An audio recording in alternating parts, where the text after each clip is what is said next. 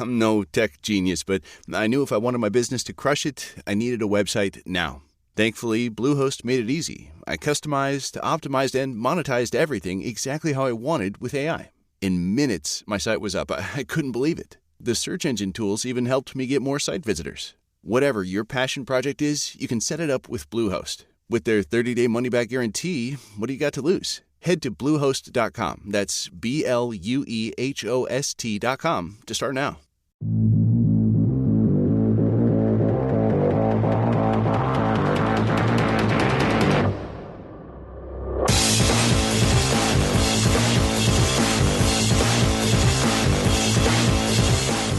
Welcome to Critical Hit, a Major Spoilers podcast. Thank you so much for downloading and checking us out this week. As promised, another new game. This time we're going to the stars. And we've got a new GM to introduce. Here's Kevin. Kevin, welcome to Critical Hit. Hi, guys. How's it going? Good, good. So tell us whatever you want to share about you so people kind of know who you are, and then introduce this game system that we're going to be playing. Sure. So I am Sam's husband, and I've been playing various forms of role-playing games for 25 years. This is going to be my first time running Starfinder, and it's my first time on a podcast, so here's hoping it goes well. But I am really excited about this system. It's similar to Pathfinder, one of the big ones. But it's just slightly different in a whole bunch of ways. It's sci-fi fantasy, and it's got references from Firefly to Star Wars to Cowboy Bebop, and it's got a whole list of species and magic and all sorts of cool stuff. Yeah, that'll be interesting. I'm very interested to see how this plays because goblins in space. Yeah, space goblins will definitely be making an appearance. Yeah, for sure. All right. So strongly considered playing one. Nice. All right, Kevin, we are going to turn it over to you and let you just take off and see where we go this week. Okay, that sounds good. So, Rodrigo and Sam, your two characters are stationed together, living on Absalom Station, which is the beating heart of the intergalactic vascular system of travel and trade, as well as the center of government and the location of many corporate headquarters for the Pact World's solar system. So specifically, you two are in the Spire on Absalom Station, where you've managed to secure temporary accommodations in a region called Pipetown. Pipetown is a maze of millions of conveyors, gauges, and tubes, circuits, and panels and ducts. And it's interspersed with occupied hammocks and deconstructed plastic crates that form the makeshift walls for overpacked communities of workers that call this labyrinth home. As you guys are resting, a mischief of Yosoki pups clamors through the conduits, alongside an ingratitude of human children scampering through the cylinders. Oh yeah, if you guys like collective nouns, you're in for a treat. So you two have a set of bunks made from the shell casings of enormous spent munitions that have been harvested from some long-forgotten space battle. And you have your meager possessions ready to go, waiting for just this moment. Your comlinks, at the same time, make their respective noises and vibrations when you both receive a message. Extreme Infosphere Productions graciously invites you, and then there's a moment of discord when one says, Vangi, and the other says, Hecubino, to participate in the 27th rotation sequence of Drifters. Your team submission is due in 8 hours. Please meet your media liaison, Crystal Wiles, at Extreme Headquarters on Level 9 of the Blue Rise Tower on Absalom Station in 3 hours. You're welcome for this opportunity. So, what do you two do? jump out of my bunk and say, "It's the big time! They couldn't have given us more time? It's the big time! Let's go!" All right. She grabs just a pile of weapons. Yeah, do you want character descriptions now or later or? Why don't we go ahead and introduce the characters as they appear? So why don't you describe yourselves? Sure. So, jumping out of a hammock is a giant lizard woman. Vangi is a Vesk, which she's about 7 feet tall and I don't know, a few hundred pounds.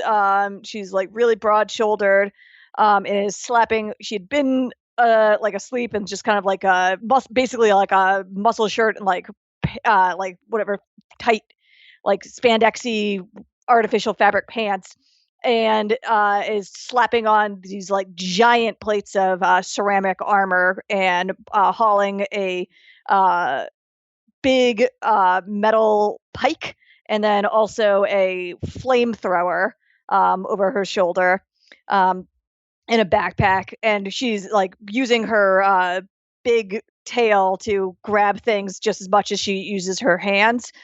She has turquoise scales augmented with a little bit of violet. So a little violet around the jaw and almost kind of starburst shapes around her eyes that go up to violet horns on the top of her head that go down her back and onto the tip of the tail. Very cool. So, Rodrigo, why don't you describe your character? Okay. My character, Hecubino, is a human male. He's probably about 5'8", tops. He's skinny, but in good shape for a skinny guy. He's got his skin is light brown. His head is completely shaven. He's got some thick eyebrows and kind of generally big features. He's got big eyes, a big nose, a big mouth, big ears that stick out. Probably wouldn't stick out as much if he wasn't bald, but he is. And he is currently trying to simultaneously jump into a suit of carbon armor. So basically just a tight suit of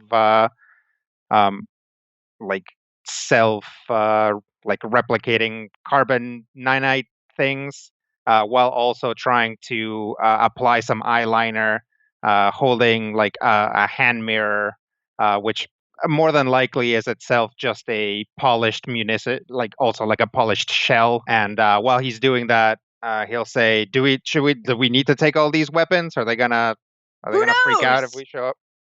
I'm not expecting to come back here. We've only, 3 hours before check-in, 8 hours before we're meeting the crew? Oh, yeah. No. Let's take everything. Okay, so you guys pick up your assorted gear. Anything notable that you're carrying?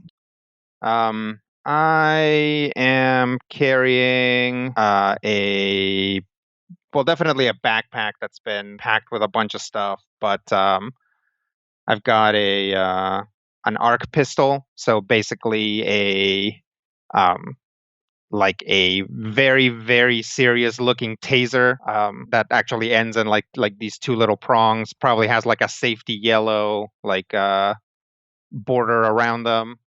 But other than that, probably not.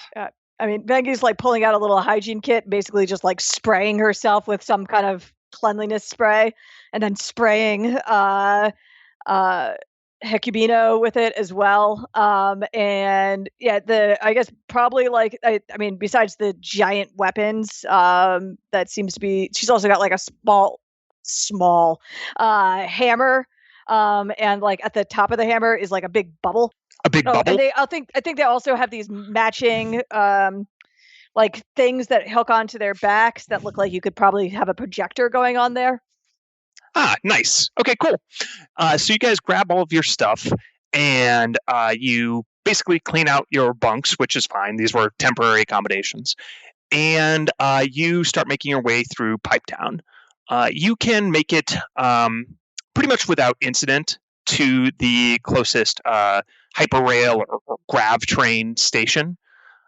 So you're presumably both bundles of nerves and really excited and talking to each other, but you go to scan your Absalom rail passes, and wouldn't you know it, you just ran out of credits on them. So a throng of would-be passengers push past you while you go to reload your passes at a nearby terminal. How many credits do each of you have left? 30. 70. Nice. Okay. So technically this trip would likely only cost you 1 credit, but they only let you buy these passes in bundles of 25. I'll just harsh. slap down 25 and we can is this one of those places where they lock you out when you scan the card once? Yeah, I'm guessing we each need to have our own pass. Yeah, they certainly should. You're not positive how it works here. All right. Yeah, well, we'll each get our own. All right. Okay.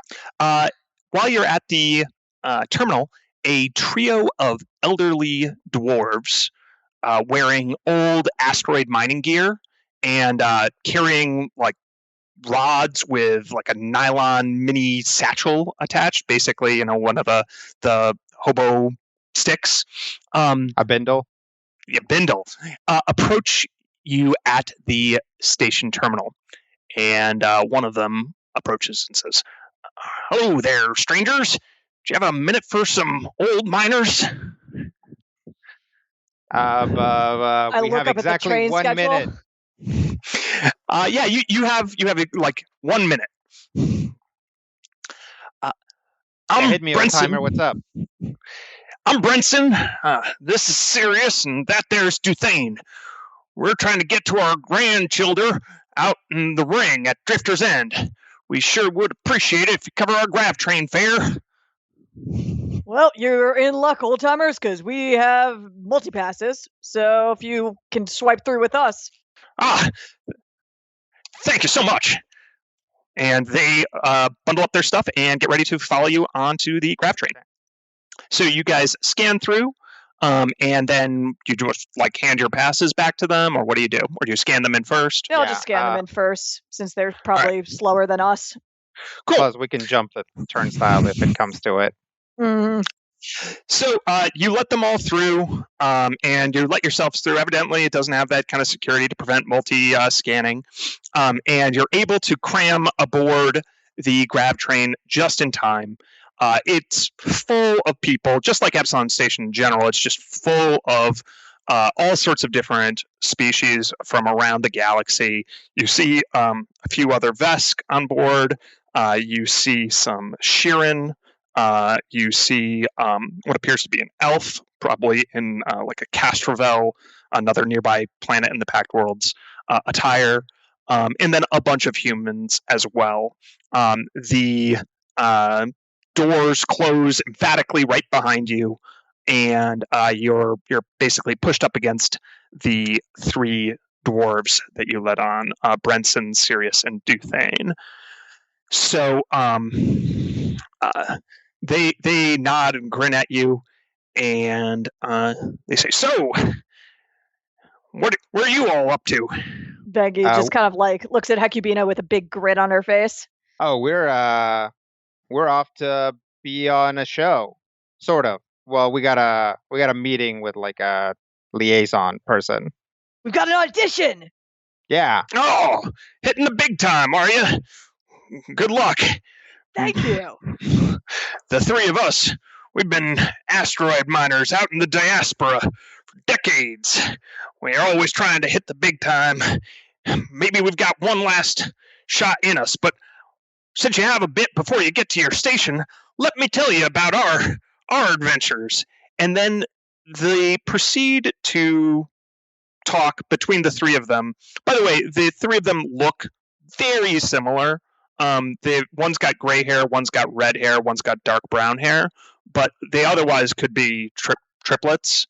And they just continuously, in that same accent, tell you about asteroid mining in the diaspora. Mm-hmm. Mm-hmm. you guys see the stop that you'll need to get off at for Blue Rise Tower, and the grav train pulls up. Well, pleasure meeting you. Enjoy your time with the grandkids. Good luck in the mines. This is us. If you're ever in need of help out in the diaspora, here's our comm keys. And they send you like little personal messages at close distance. You never know when you'll need a friend or three out in this crazy galaxy. Thanks, guys. That'll probably never happen, but we appreciate it. Bye. Watch drifters! All right. You guys duck out of the grav train and run up the escalator to what is the main ring of Absalom Station, and onto a packed thoroughfare of pedestrian traffic. And you can see in the distance a bright cobalt blue tower of glass that is assuredly your destination. So you run off towards it. It because you had to take public transit. It's taken you a little while. You could have caught a robo taxi, but they don't go to Pipetown. So Yeah, we'll just like relentlessly kind of like push through people, like using her bulk and like also like kind of like navigating Hecubino by like the shoulders to move a path for him. Cool. Well, you come close to blows with a fellow Vesk, but you're able to brush past them fast enough, and you make it to the entranceway of Blue Rise Tower. There, as you approach, you can see that it's got some sort of energy field around it in a golden grid pattern that isn't really visible until you're very close. And there's an entranceway which is just the cobalt glass sliding open seamlessly. And there's an attendant in a blue uniform waiting with a datapad in hand. It is a Lashunta and male, and he is tall and light green, blue skinned, and he looks up inquisitively as you approach. I check my comm for if there were like any additional instructions. Yeah. So you have on the little message you received. There is an encrypted attachment. It's like invitations. Here, and I'll click it over. I'll look over his and unload mine own as well. Very well. Step in for decontamination. Step in. Okay. So you step in, and it's a all white room with basically it's almost entirely featureless, but there is another door. The crystal glass slides shut, and as soon as it does, the Lashunta does not follow you in. It's just the two of you, and you get momentarily startled as a light misting of some chemical smelling product gets spritzed all over you, and then like a powerful blow dryer basically gets blown on you from vent ducts in the ceiling. And then the door opposite the way in opens. Hey, did that mess up my makeup? I'll inspect it. Nope, still good. Okay. It's totally running, but it makes him look more badass. Sweet. So you walk through the door, and it's a whole different world in here. There's a information desk, a little kiosk, and there's tube lift elevators. that you can press the little buttons, and there's a enormous screen showing you all of the different places of business. This seems to be some major corporate headquarters location. Can we tell like which corporation, or is it multiple ones? Well, there's several, but you know that the one you're looking for is X-Stream Infosphere Productions. That is spelled X-Stream, like streaming service. Cool. Then yeah, I'll check the directory for Crystal Wiles and or Extreme Infosphere Productions. Yep, they're on level 9, so you guys can take the turbo lift, and as you, it's playing like little space jazz music, and yep, you can lock eyes with each other once more in the turbo lift, super excitedly, and then the lift doors open, and you're in the lobby of Extreme Infosphere Productions, which has a variety of Infosphere shows, but Drifters, the intergalactic hit sensation that features daring space chases and planetary amazing races against all sorts of obstacles and monsters.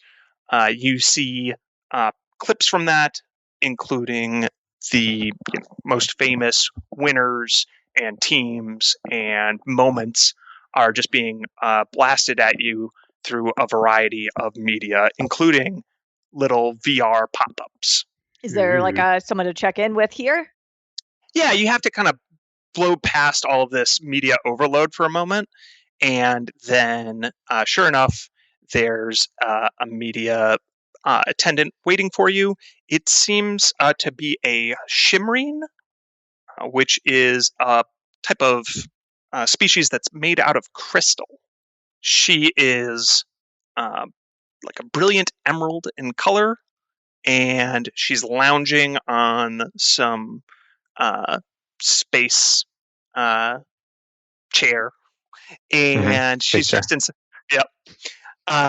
in some sort of shimmery gauze-like fabric that constantly shifts its patterns and appearance, looking like she's wearing a rainbow hitting a waterfall. She looks up. Oh, are you? Banging and Hecubino, we're here to see Crystal Wiles. That's me. A pleasure. And she sort of holds out daintily a crystal sharded hand. I take it. And she is constantly on a data pad, and she briefly looks up at you and gives you a quick appraising stare, and then goes back to the data pad. All right, this way. And she sits you down she like takes you through a hallway in the Extreme Productions section, and she sits you down in a room with just the two of you, some chairs, a little white table, and she brings in a floating sphere of metal. And this floating sphere is Matthew. Hello, I am a quantum-enhanced titanium shell neurological and heuristic system for education and instruction, but please, call me Quentin. Okay. Hey, Quentin. Hi, Quentin. I'm Vangie. What does Quentin look like, Matthew?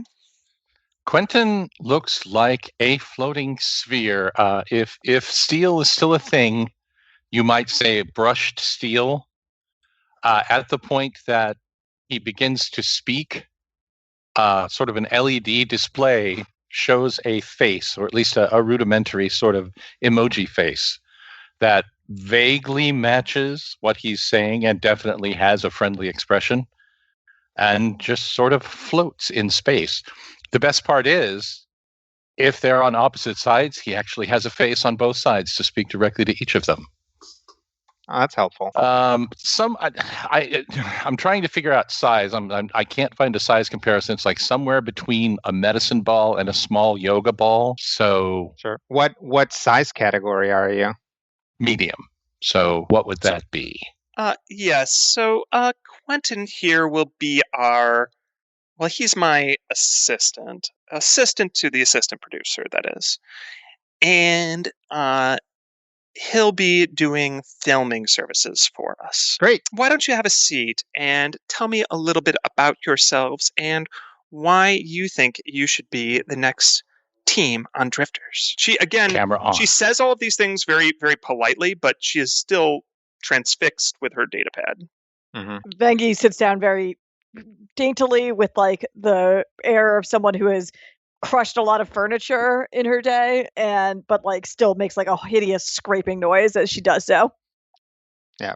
Hecubino sits down and then immediately springs to his feet and says, "All right, here's the deal.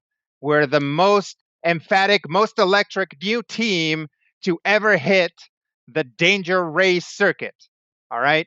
We grew up in the place where these races originate, Akaton. And not only that, but I don't know if you heard about this, but we have already made a splash in the circuit.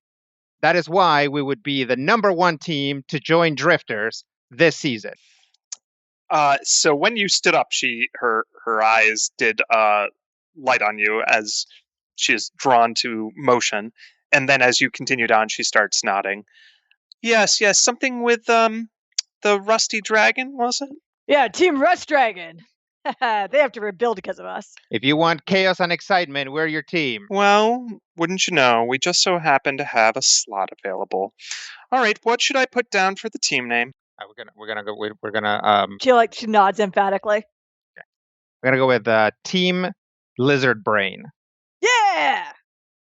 All right, He's the brain, and I'm the lizard. We'll do a pose. Yep. She like flexes.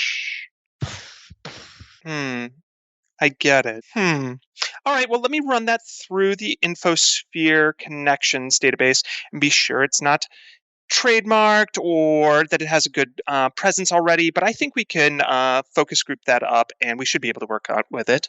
That's just fine. Why don't the two of you and I suppose Quentin, if you're ready, take a position, and we have some candidates that we'd like to introduce you to for your team. Wow, already? Yeah, no, that's great. Yes, we are to meet them. We're team players. That's good to hear. Hopefully better team players with your new team than your last team, but good to hear. Well, we technically weren't part of Team Rust Dragon. I mean, we were the crew. You know what? It's all good. We're ready to play. All right, that's just great. That's just wonderful. All right. So, yeah, we are on a tight production schedule. So, like I said in my message, we're going to have a team selected here within the next, looks like 4 hours. So, we do have people on standby that have been waiting for these invitations. So, we're just going to go through as many auditions as we can, and then you guys get full freedom from the people who've auditioned to select. Sound good? Wow. Great. And with that, you guys can take your seats, although not Quentin because he is hovering. Has Quentin turned on his camera mode? Yes. Cool. Let me know if you do any asides to the recording, or if you wish to change focus and zoom in on somebody, for instance. And then you guys get ready for your first audition, which will be Steven. Over-the-shoulder shot of the door. Whose shoulder? Both shoulders. Whose shoulder? He is just a shoulder. I'm sorry, So- whose shoulder? Over the shoulder of the two characters. Oh. I have no shoulders. I am the camera. No, I know. That's why I was wondering. Whose over the shoulder were you doing? I'm behind them, shooting across them. So that you can see the door, so that you can see them in the foreground, and as someone enters, it will be this dramatic moment. Brought to you by Omnicorp.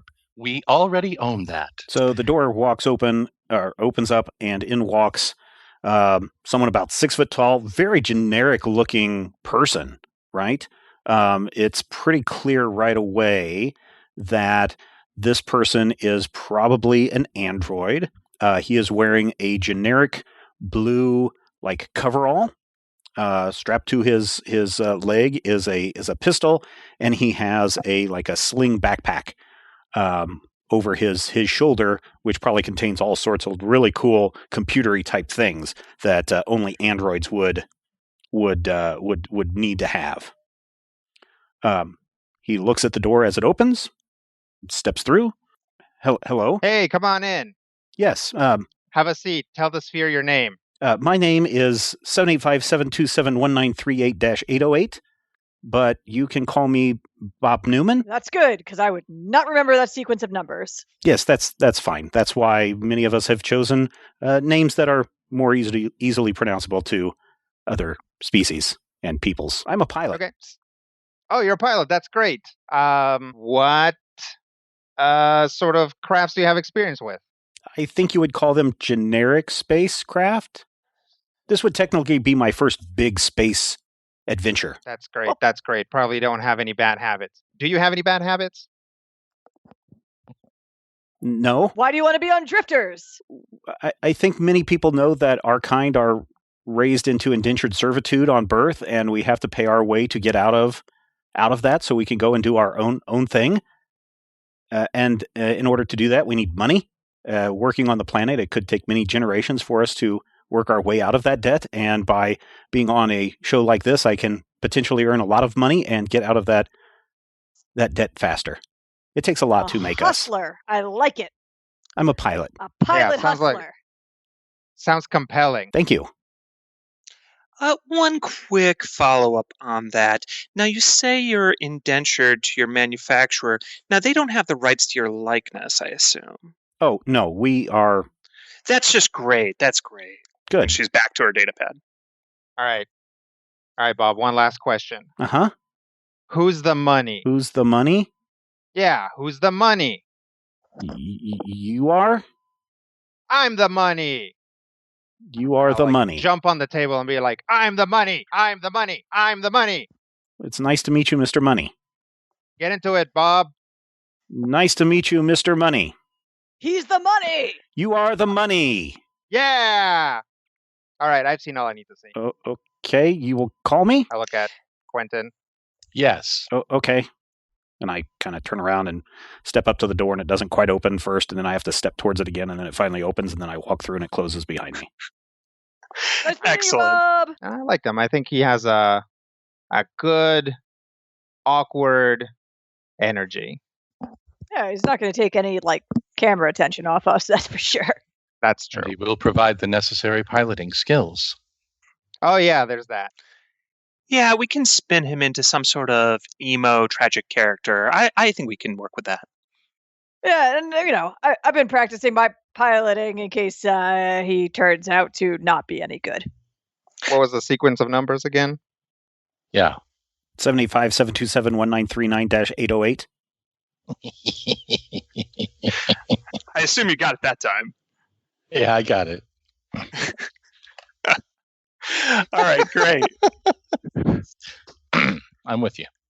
Next up, the door opens again, and this time, coming into the room floating is a massive brain person with a almost vestigial body that's significantly atrophied from lack of use, but its head is just an enormous brain.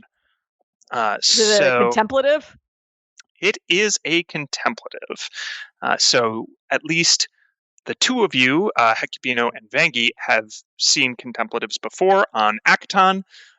Quentin, you might be familiar with this because you've encountered a lot of different peoples and species over your time. Why don't you give me a culture check? Checking. Culture. Class bonus 3. Ability modifier 0. So I'm just rolling a d20. Roll a d20. That's right. All right. Remember, kids, if you hear me laugh, that's all out of character. Quentin is very distracted and rolls a 3. All right. So Quentin doesn't really know exactly what this thing is or what its deal is. It's clearly just a giant floating brain person.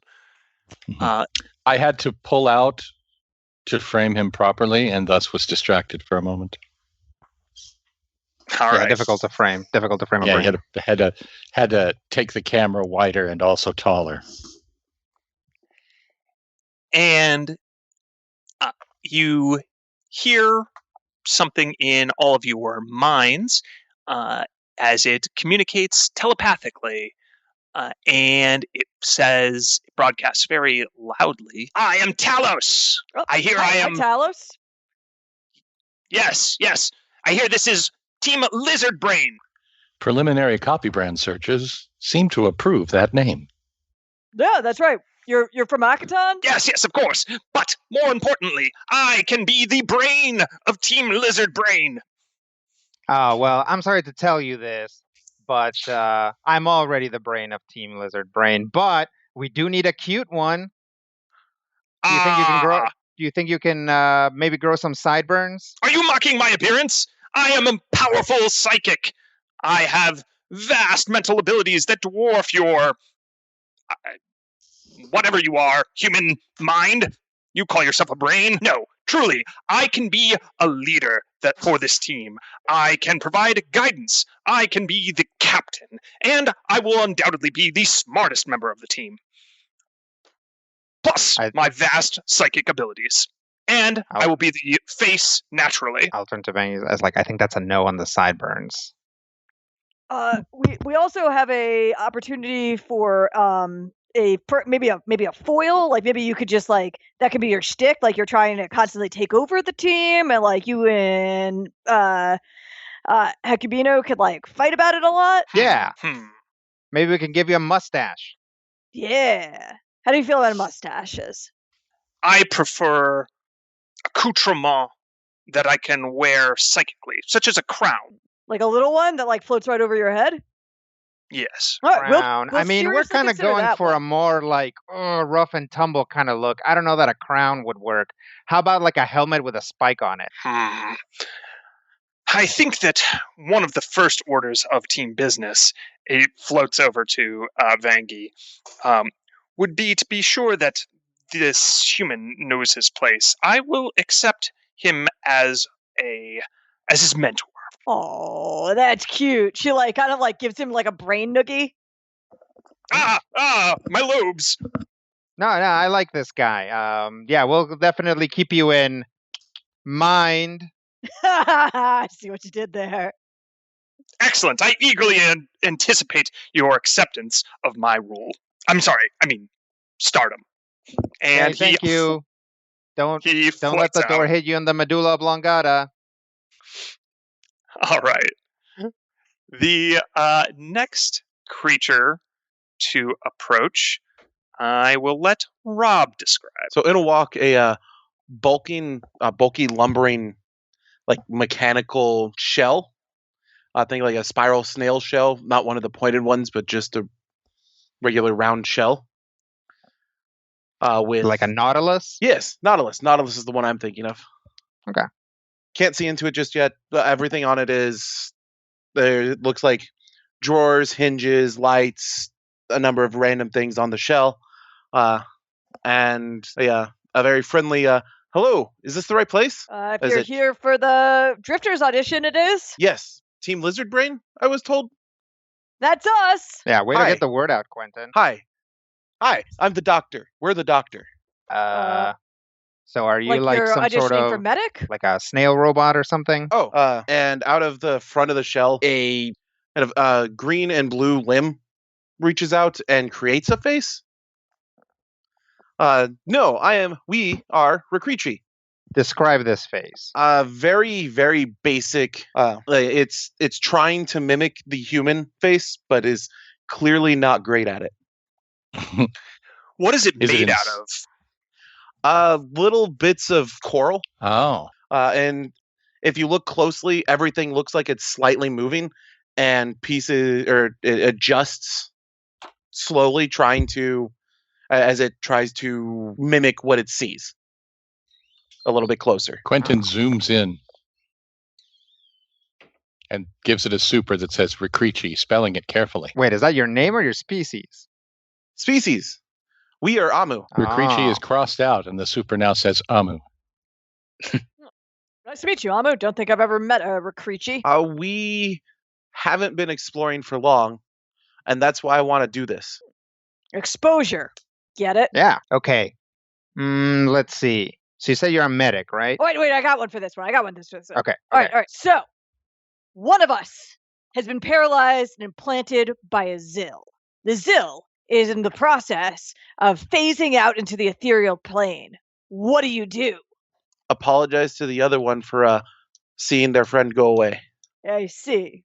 So you don't try to like save the person who's been implanted by eggs before they burst out of their eggs. chest. Just the eggs. I thought you said it was a Zill. If it's already hatched, it's too late. Oh no! Well, they like lay their eggs inside of you, and then they take you away to the ethereal plane to like the eggs can hatch from your insides and eat you on the way out.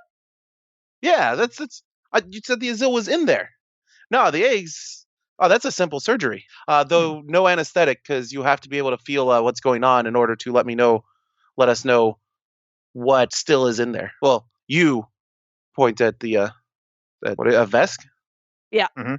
Yes, don't get anesthetic. Humans do. Yeah, humans do. Huh. I didn't even know that.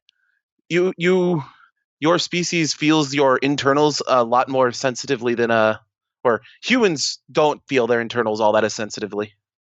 So there's no point in not anesthetizing them. Oh, So, I like, didn't know that. Pats her stomach. Learn something new every day. Yeah.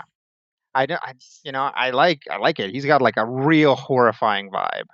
Yeah. I think we could use and that. he could like tell us it's very horrifying things intimidating. about eggs. We've been meaning to get into the aquatic market. It's very deep. Oh, snap. Oh. Producer jokes. All right. Well, and why? Okay. Wait. You want to expose? You want to explore? Any other questions? You know that this type of exploration involves a lot of people shooting at you, right?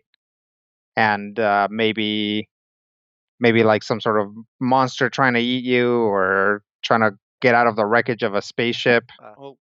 They'll cling on the shell.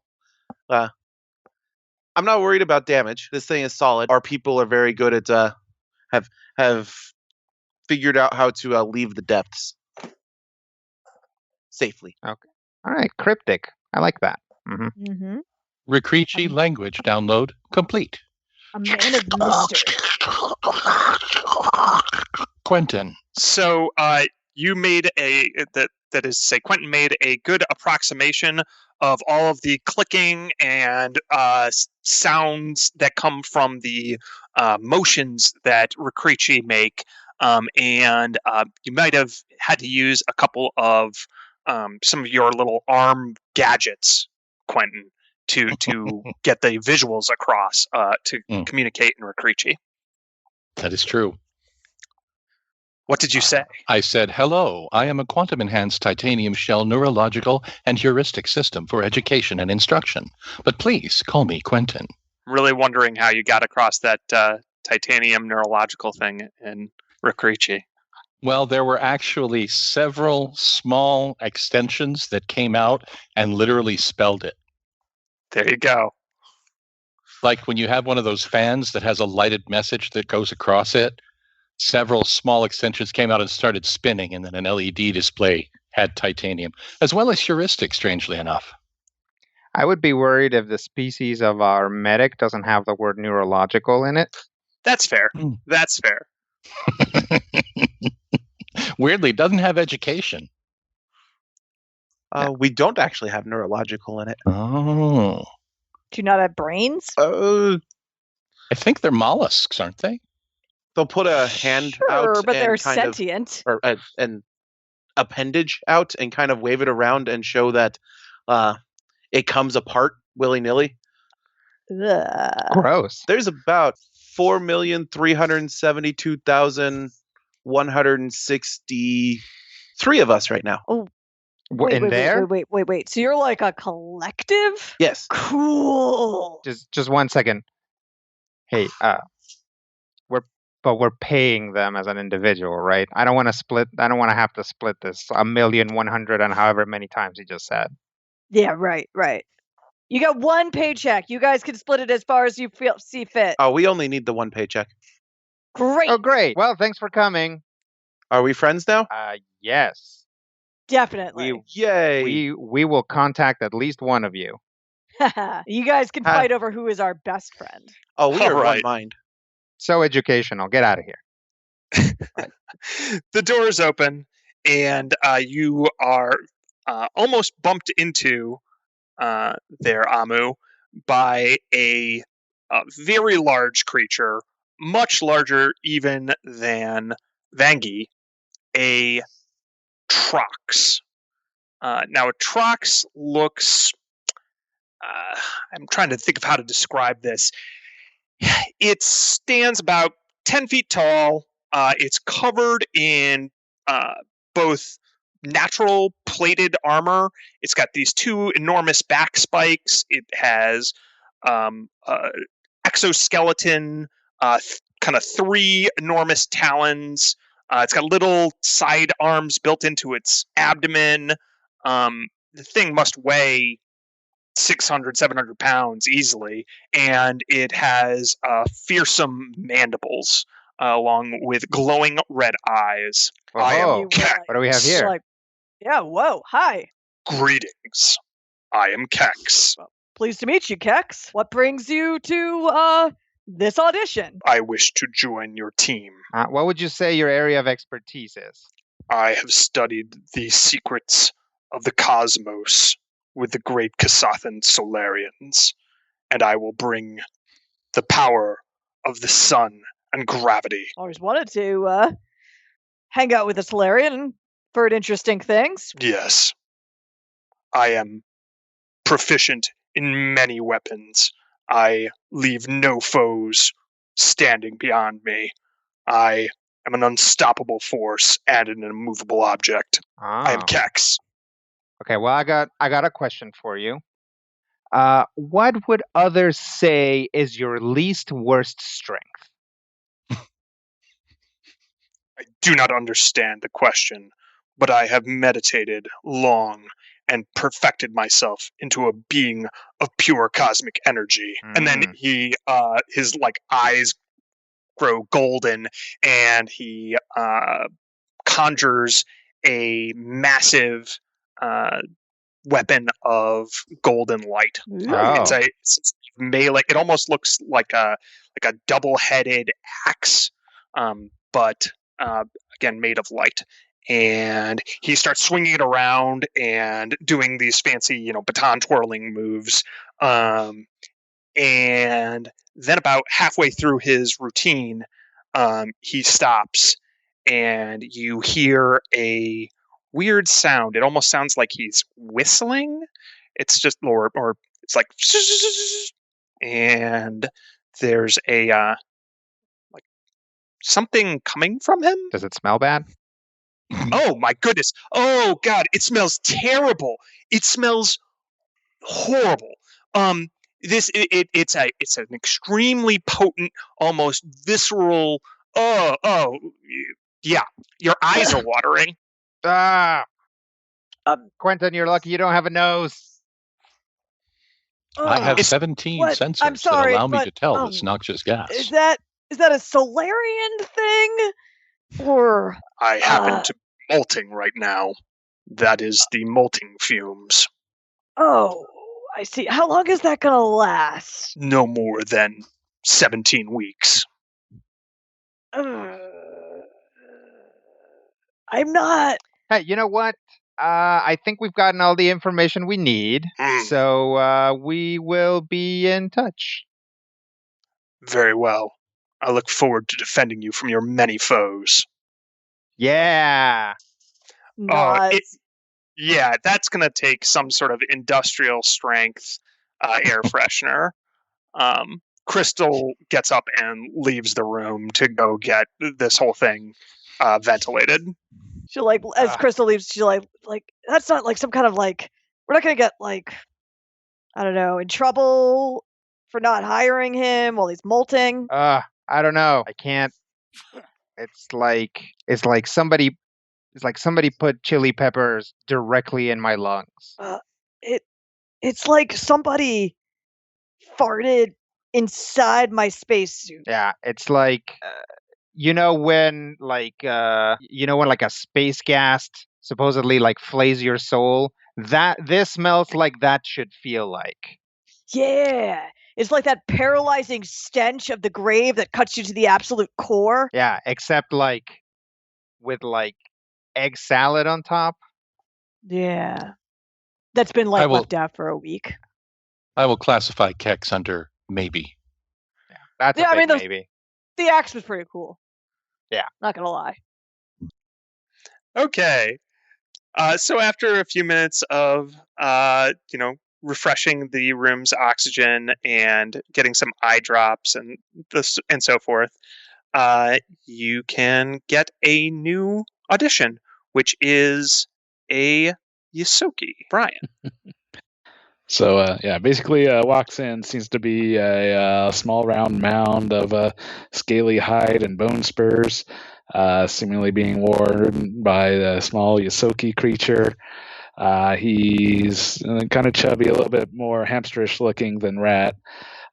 Gray fur, lighter around the muzzle, light gray overall, but with dark gray to black spots, including a dark patch of fur around his right eye. And he walks up and basically says, I'm here for the audition. Welcome. So, why have you decided to audition for Drifters? Whatever will get me out of this hunk of metal and around the world. Around the space, as it were. Mm-hmm. What? So what's your name? I am Skritic. Oh, that's cool. What would you say your area of expertise is? Mine is survival. Where do you see yourself in 5 years? Anywhere but here, hopefully.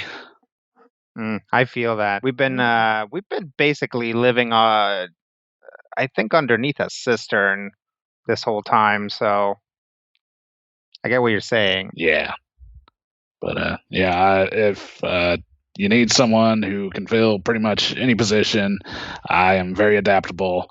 I will help out on the ship, but once you get to the dirt side challenges here on the show, I will absolutely be your key to victory in those situations. Wow! I'm glad you're familiar with the show. I've seen the episodes. Yeah, I kind of feel like we've gotten a few people coming through here who they're new to this. Looks like you're yeah. Looks like you've got some experience.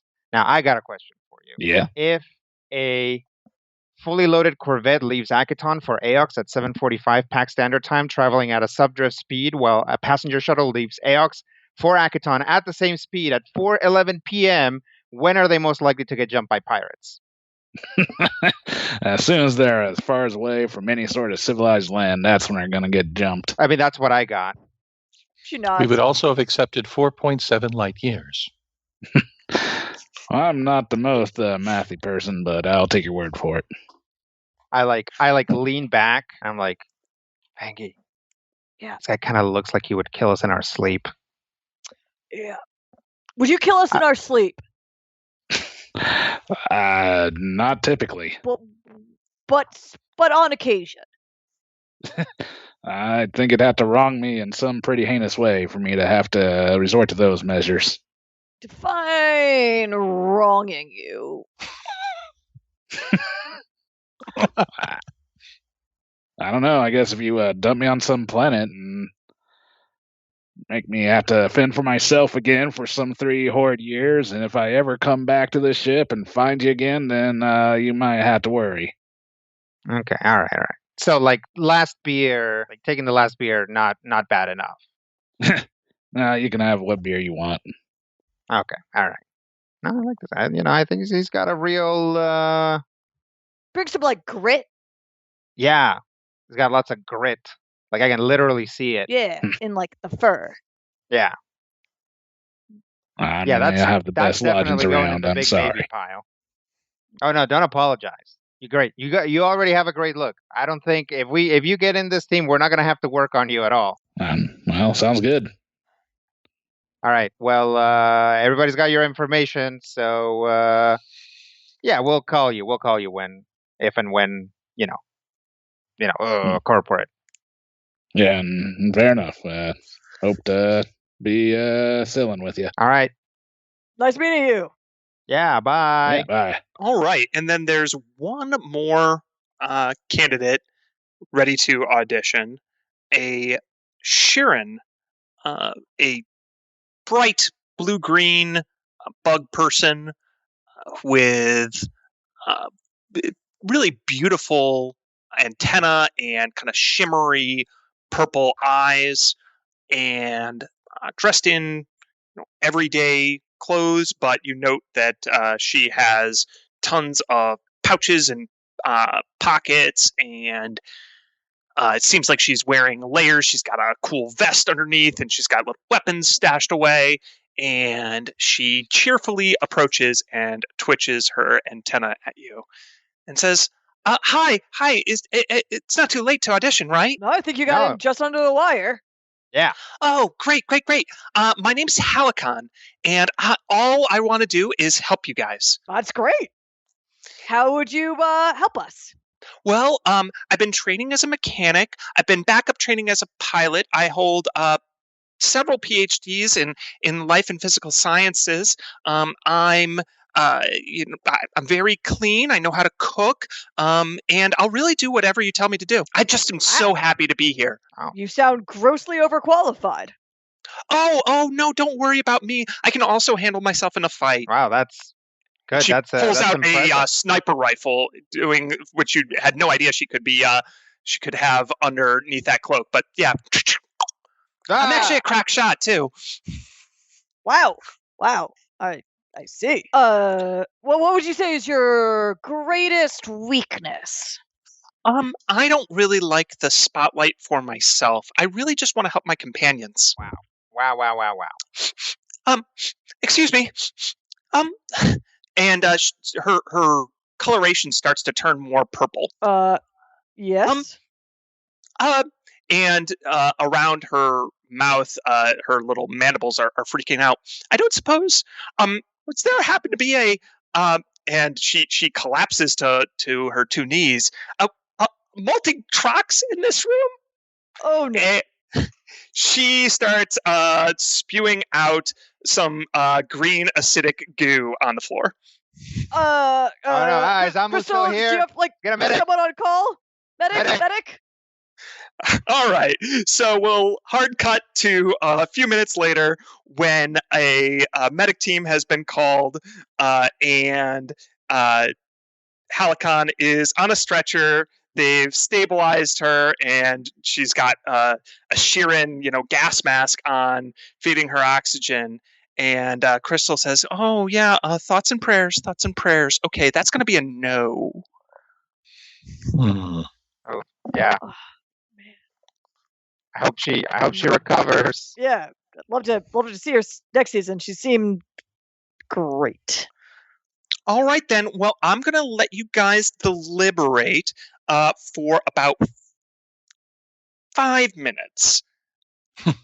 All right. Sounds good. And of course, just to clarify, Quentin will be accompanying you as the assistant to the assistant producer. All right. Cool. So, gonna go with no on the multi-trox. Just don't think we could ever get that out of the ship. Marking Vex as no. Right. So, definitely a big probably yes on Skritic. Yeah. Just, like him. yes. Like you said, got a good, gritty, weird, sketchy vibe. Yeah, that's exactly what we're going for here. Mhm. I mean, We only really had one medic, except for that. And I don't think that I really liked that Sheeran. It's a real shame. All right, but I guess we'll probably have to go with Amu because someone needs to keep my guts on my inside. That's true. And worst case scenario, we can just use that giant shell for cover. Marking Amu as yes. And, what do you think we can make the brain work? The other brain? I mean, don't get me wrong. I really like them. I mean, if we're going for like a heel angle here, you can't get better than that guy. But it seems like he's gonna be redundant. Yeah, yep. Probably. I mean, a second pilot also somewhat redundant, but I mean, we probably don't have to pay the android much because Yeah, but you know what? If it gets to it, we're gonna need you on guns.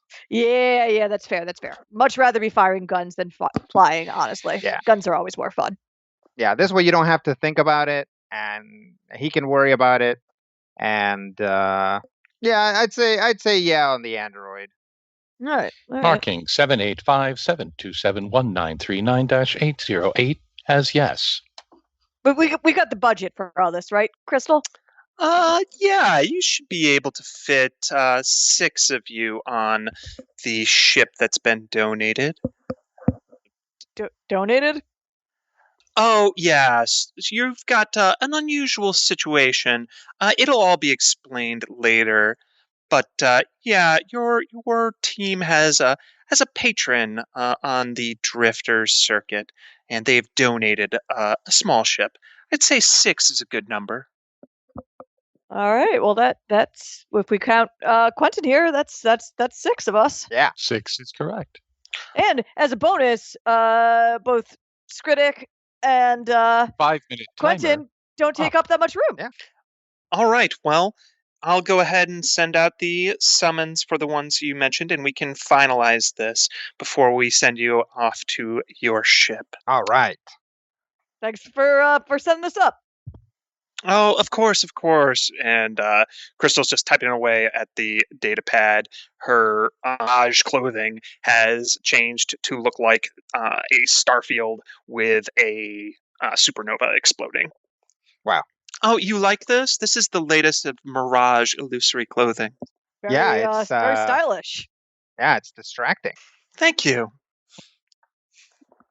And shortly thereafter, the 3 people who are not currently in the room all get pings on their personal comm links, notifying them that they have been selected for Team Lizard Brain for the latest in Extreme Infosphere Productions presents Drifters, a division of Omnicorp. It's too late to argue now.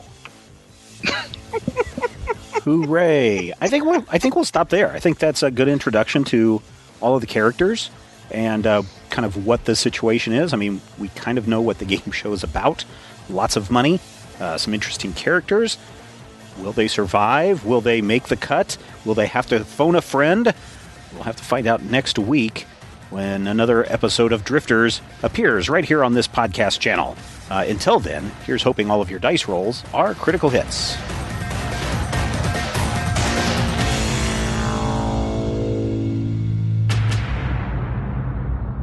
This podcast is copyright 2020 by Major Spoilers Entertainment, LLC.